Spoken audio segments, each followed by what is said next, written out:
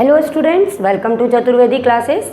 आज बेटा हम लोग डिस्कस करने जा रहे हैं कि हमने जो एपी पढ़ी है कि हमारी एपी अगर A1, A2, A3, A4 and so on, ये हमारी अगर एक कोई एपी है तो हम अगर इसकी nth टर्म या अपन कहें कि अगर ये एक एपी फाइनाइट एपी है तो हम इसकी लास्ट टर्म कैसे फाइंड करेंगे।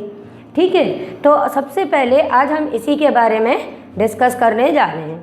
तो आप लोगों ने अगर प्रीवियस लेक्चर देखे हैं तो आपको पता है कि यहाँ पर अगर हमको एपी में ये पता हो कि हमारी फर्स्ट टर्म A1 अगर A है और हमारा कॉमन डिफरेंस, ठीक है बेटा, हमारा कॉमन डिफरेंस किसके इक्वल है? D के इक्वल है। तो हम अपनी फर्स्ट टर्म को कैसे लिख सकते हैं? हम अपनी फर्स्ट टर्म A1 A के इक्वल लिख देते हैं। अगर हमको सेकंड टर्म फाइंड करनी है तो हम फर्स्ट टर्म में कॉमन डिफरेंस को ऐड कर देते हैं और हमको अपनी सेकंड टर्म मिल जाती है। सेम एज अगर हम थर्ड टर्म की बात करते हैं तो थर्ड टर्म के लिए हम अगर A में ट्वाइस ऑफ D ऐड कर देते हैं तो हमें थर्ड टर्म मिल जाती है। इसी का प्रोसेस को अगर हम फोर्थ टर्म के लिए करें तो ये A प्लस 3D मिल जाती है। तो इस तरह से जब ये सारी टर्म्स फाइंड की गई तो इसमें ये नोटिस किया गया कि अगर हम यहाँ पर सेकेंड टर्म पे ध्यान दें या फर्स्ट टर्म पे ध्यान दें तो इसमें जो नंबर ऑफ D है, नंबर ऑफ D में एक पैटर्न फॉलो हो रहा है। वो क्या है कि जैसे कि अगर हम यहाँ पर देखें तो या फर्स्ट टर्म से ही स्टार्ट करो कि ये फर्स्ट टर्म है, इसमें D कितने हैं? एक भी नहीं है, 0 है। तो इसको यहाँ पर ये फर्स्ट टर्म थी तो इसका मतलब यहाँ पे 1 - 1 D यूज़ किया हमने। अब सेकेंड टर्म की बात की तो यहाँ पर A में हमने कितने D ऐड किए? 1। उस 1 को हम कैसे लिख सकते थे? ये सेकेंड टर्म थी 2 - 1 D की सेकेंड टर्म है तो उसमें हमने 1 D ऐड किया। जब हमने थर्ड टर्म की बात की तो यहाँ पे हमारे पास में 2 D थे तो ये हो गया 1 + 3 - 1 × D। आगे बढ़े तो हमने देखा यहाँ पर कितने D हैं? 4 - 1 D। तो इससे ये एक पैटर्न फॉलो हुआ कि नंबर ऑफ टर्म अगर हमारे पास में मालूम है कि कितनी हैं तो उससे एक कम हमको D अगर हम ऐड कर दें तो हम अपनी टर्म को फाइंड कर लेते हैं। जैसे कि अगर हमें थर्ड टर्म फाइंड करनी है तो हमने देखा कि थर्ड टर्म की बात कर रहे हैं तो यहाँ पर D कितने यूज़ होने चाहिए? 3। थर्ड टर्म है तो 3 - 1। तो इसी के बेस पर ये बोला गया कि अगर आप ये जानना चाहते हैं कि general term of the AP AN क्या होगी तो इसके लिए आप इसी पैटर्न को फॉलो करके इसका फॉर्मूला बना सकते हैं। तो वो अपना क्या हो जाएगा बेटा? जब हम सेम पैटर्न फॉलो करेंगे तो इसका मतलब क्या है कि किसी भी टर्म को फाइंड करने के लिए हमको अपनी फर्स्ट टर्म A लेनी पड़ती है और D कितने लेने पड़ते हैं? जितने हमारी नंबर ऑफ टर्म्स हैं, नंबर ऑफ टर्म्स n हैं तो इसमें से 1 सब्ट्रैक्ट करके हमारा AN फाइंड हो जाता है।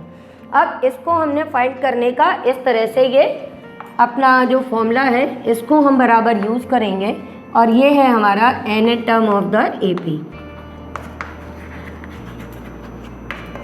अब इसका हमको प्रॉफिट क्या मिलेगा कि जैसे अगर हम अभी तक जितनी भी टर्म्स निकाल रहे थे वो हम बार बार सॉल्व करके कर रहे थे कि A में इतने D ऐड करो तब ये मिलेगा। या फॉर एग्ज़ाम्पल मान लो कि हमने कहा कि हमारे पास में वही 8,000 रुपीज़ हैं स्टार्टिंग में, मीन्स हमारे पास में इनिशियल वैल्यू है 8,000 रुपीज़ और हमने बैंक में डिपॉज़िट किए हैं और हमको बैंक में डिपॉज़िट करने के बाद में पर मंथ या पर ईयर हमको 1,000 रुपीज़ इंटरेस्ट मिल रहा है। तो आफ्टर 25 ईयर्स कितना हो जाएगा? तो आफ्टर 25 ईयर्स के लिए अगर हम फाइंड कर रहे हैं तो इसका मतलब क्या हुआ? हमारी A1 या स्टार्टिंग में वैल्यू तो बेटा क्या हो गई? ये 8,000 हो गई और हमको पर ईयर 1,000 रुपीज़ मिल रहे हैं। दैट मीन्स कि हमारी D की वैल्यू क्या आ गई बेटा? 1,000। अब जैसे मैंने बोला कि हमको 25 ईयर्स आफ्टर 25 ईयर्स फाइंड करना है तो इसका मतलब A1 हमारे इतने रुपए डिपॉजिट किए हैं और हमको A25 की वैल्यू फाइंड करनी है। तो इस फॉर्मूले का यूज़ करके हम फटाफट निकाल सकते हैं कि हमारे पास में कितना अमाउंट होगा। तो A की वैल्यू तो बेटा हमारी 8000 लिख देंगे हम, ठीक है, प्लस करेंगे। अब n टर्म हमारी 25 है तो 25 माइनस 1, D की वैल्यू क्या है बेटा 1000। तो इस तरह से इस फॉर्मूले में हम अपनी वैल्यूज़ सब्सटीट्यूट कर देते हैं और उससे हम अपना क्वेश्चन सॉल्व कर लेते हैं। ये AP का रियल लाइफ के जो प्रॉब्लम्स होते हैं उनको सॉल्व करते टाइम हम बहुत ज़्यादा यूज़ कर सकते हैं। बस हमको ये देखना है कि हमारा जो भी डिफरेंस है वो कितना है, स्टार्टिंग में इनिशियल वैल्यू क्या है वो पता हो जाए तो फिर हम आसानी से अपनी कोई भी टर्म फाइंड कर सकते हैं। तो इस तरह से इस फॉर्मूले को यूज़ करते हैं। AN का जो फॉर्मूला है इसमें एक्चुअली अपने पास में टोटल 4 वेरिएबल्स हैं और इन सभी को फाइंड करने के लिए हम इस फॉर्मूले को यूज़ करेंगे। जैसे यहाँ पर तो अभी मैंने ये AN फाइंड करने के लिए यूज़ किया, मीन्स 25th टर्म। अब यहाँ 4 वेरिएबल अपने कौन कौन से हैं, एक है बेटा अपना AN, एक है अपने पास में A, एक है N और एक है D, ठीक है। तो अगर कभी अपने को ये पता हो कि हमारे पास में आफ्टर 25 ईयर्स इतना अमाउंट हो जाता है, स्टार्टिंग में अमाउंट इतना है, और अगर हमको ये पता करना हो कि हमको पर ईयर इंटरेस्ट कितना मिल रहा है, ठीक है, यानी कि हम क्या फाइंड करना चाहते हैं, कॉमन डिफरेंस D, तो उस केस में भी हमारा ये फॉर्मूला यूज़फुल होगा। अब बेटा इसी चीज़ को हम दूसरी तरह से करके देख लेते हैं। जैसे ये अभी मैंने इस फॉर्मूले को D के लिए AN के लिए कैसे यूज़ करना है वो बता दिया।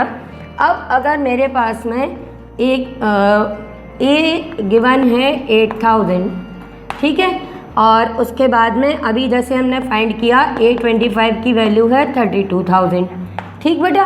अब हमको D की वैल्यू फाइंड करनी है, तो हम D की वैल्यू कैसे फाइंड करेंगे, तो हम यहाँ पर ये जो हमारी गिवन इन्फॉर्मेशन है ये अपने इस फॉर्मूले में रख देंगे और इससे हम अपना अननोन फाइंड कर सकते हैं। कैसे, देखो बेटा कि जैसे मैंने कहा कि आफ्टर 25 ईयर्स हमको 32000 मिल रहे हैं, मीन्स AN की वैल्यू है 32000, तो आप AN की जगह पर ये वैल्यू सब्सटीट्यूट कर दो। A स्टार्टिंग में आपकी कितने था 8000, आप ये लिख दो। अब N की वैल्यू क्या है, जब हम कह रहे हैं कि ये 25th टर्म है, दैट मीन्स N की वैल्यू क्या है बेटा 25 माइनस 1 और इंटू D जो हमें मालूम नहीं है, इस तरह से लिख देंगे। अब ये आप सब्ट्रैक्ट कर दो, इसमें से 8000 इक्वल में लिख देंगे हम 24D, ये सब्ट्रैक्ट करेंगे तो ये आ जाएगा 24000 divided by 24 is equal to D, ये कैंसिल किया, ये आ गया 1000। तो इससे हमको पता चल गया कि हमको पर ईयर कितना इंटरेस्ट मिला, 1000 रुपीज़। इसी तरह से बेटा हम इनिशियल वैल्यू भी फाइंड कर सकते हैं और हमारे पास में नंबर ऑफ टर्म्स कितनी हैं ये भी फाइंड कर सकते हैं, ठीक है। तो ये अपनी n term of the AP है जनरल, लेकिन इसका बहुत जगह हम यूज़ करेंगे। एक हम यूज़ करेंगे इसकी एन टर्म फाइंड करने में, इसका ही यूज़ करेंगे हम फर्स्ट टर्म फाइंड करने में, इसका यूज़ करेंगे हम नंबर ऑफ टर्म्स फाइंड करने में, और इसका यूज़ करेंगे हम कॉमन डिफरेंस फाइंड करने में, ठीक है बेटा। तो अब इसी के बेस पर हमारी नेक्स्ट एक्सरसाइज है 5.2 जो मैं अपने नेक्स्ट लेक्चर में कंटिन्यू करूँगी। ओके बच्चों।